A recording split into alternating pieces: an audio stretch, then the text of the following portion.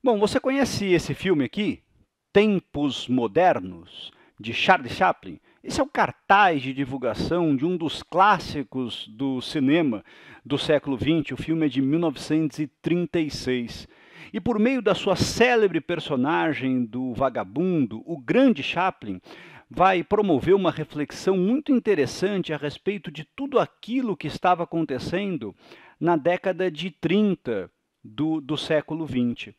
Vamos lembrar que essa década foi marcada por toda a crise nos Estados Unidos depois da quebra da Bolsa em 1929. Vamos lembrar que no mundo essa década foi a década de expansão do nazismo, do stalinismo, foi o início também da Primeira Guerra Mundial, e a sociedade estava passando por profundas transformações, principalmente em relação à questão do trabalho. E o filme do Chaplin vai justamente discutir essa questão aqui do trabalho. Para a gente entender um pouquinho melhor a reflexão do Chaplin, a gente pode retomar a ideia de que o dinheiro é uma instituição social fundamental do mundo capitalista. E esse mundo capitalista é um mundo em que as pessoas vão buscar esse acúmulo de bens, de direitos, de capital, de dinheiro, que pode gerar essa concentração de riqueza e, portanto, uma desigualdade econômica. Essa desigualdade ela se dá basicamente em relação à posse dos meios de produção. Quando a gente pensa nos meios de produção numa sociedade, a gente pensa em tudo aquilo que o homem pode usar para produzir algo. Isso inclui desde a ferramenta, da máquina, até a própria força de trabalho. E tudo isso no mundo capitalista, essa noção aqui é uma noção marxista, passa a ter um determinado valor de troca. Por exemplo, o trabalhador ele troca a sua força de trabalho por um determinado salário. Bom, a gente pode discutir então aqui uma ideia que vai ser fundamental para a análise sociológica, especialmente dentro do terreno da economia política, que é justamente o conceito de forças produtivas. A gente pode dizer que essa noção ela relaciona os meios de produção com as próprias relações que existem entre grupos sociais.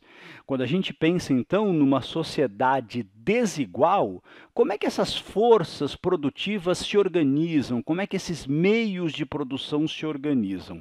Como exemplo disso, e retomando o Chaplin, a gente pode falar de dois conceitos que eu não sei se você conhece, os conceitos de Taylorismo e de Fordismo. Bom, na verdade, o conceito de Taylorismo ele foi proposto por um estudioso chamado Frederick Taylor, que num livro do começo do século XX, com a intenção de aumentar a produção, ou melhor, a produtividade mais do que talvez a produção, ele estabeleceu um método em que os trabalhadores deveriam conhecer exatamente o tempo gasto em cada tarefa. Primeiro, para que eles não perdessem tempo com tarefas desnecessárias. E segundo, porque assim a especialização faria com que cada um deles fizesse cada vez melhor aquele trabalho, aumentando essa tal de produtividade. Bom, foi exatamente essa noção do Taylor que deu a ideia para um dos maiores industriais do século XX, o Henry Ford, que criou a montadora que leva o seu nome até hoje, levou o Ford a criar a linha de montagem, ou melhor, a esteira rolante, como você está vendo aqui, na montagem de um dos carros mais revolucionários do século XX. O Ford aplicou os princípios tayloristas em sua fábrica e conseguiu aumentar em muito a sua produtividade.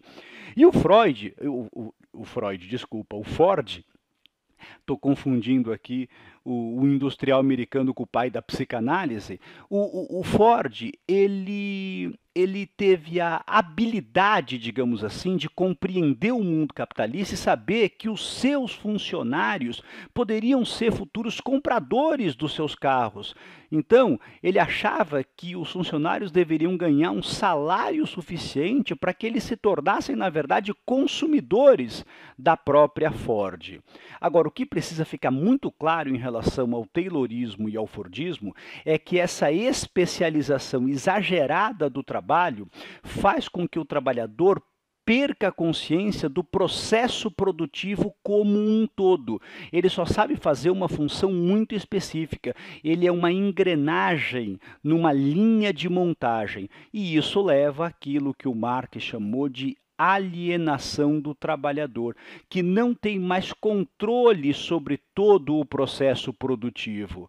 Ora, o que faz o filme do Chaplin é justamente ironizar essa alienação, essa preocupação exagerada com a perda da produtividade, que faz com que o trabalhador se torne uma espécie de engrenagem, ou seja, ele se coisifica, ele perde a sua humanidade. E o filme do Chaplin, sem dúvida alguma, é uma crítica muito forte a esses princípios do Ford.